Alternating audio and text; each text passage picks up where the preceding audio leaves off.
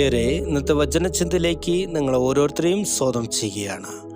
ഇന്നത്തെ വചനചിന്തയ്ക്കായി യോബിന്റെ പുസ്തകം 38-ാം അധ്യായം അതിൻ്റെ 8 മുതൽ 11 വരെയുള്ള വചനങ്ങളിൽ ഇത്രത്തോളം നിനക്ക് വരാം, ഇത് കടക്കരുത് എന്ന് പറഞ്ഞ് സമുദ്രത്തിന് ദൈവം ചില അതിരുകൾ വയ്ക്കുന്നതായി കാണുന്നു.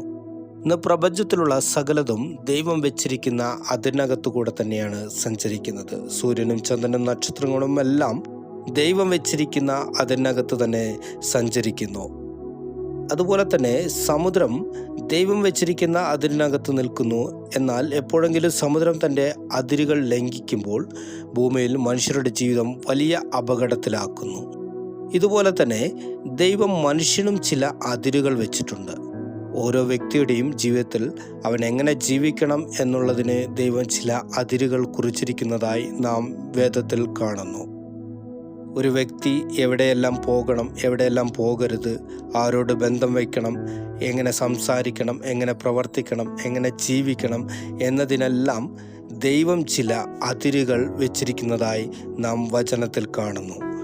എന്നാൽ ഈ അതിരുകൾ മറികടന്ന് നാം ചിന്തിക്കുമ്പോഴോ, ഈ അതിരുകൾ ലംഘിച്ച് നാം മറ്റൊരു ബന്ധങ്ങൾ സ്ഥാപിക്കുമ്പോഴോ, ഈ അതിരുകൾ ലംഘിച്ച് നാം പ്രവർത്തിക്കുമ്പോഴോ നമ്മുടെ ജീവിതം, വ്യക്തിപരമായ ജീവിതം നാം സ്വയം നശിപ്പിക്കുകയും മറ്റുള്ളവർക്ക് നാം ഒരു ആപത്തായി മാറുകയും ചെയ്യുകയാണ് അപ്പോൾ നാം ചെയ്യുന്നത്.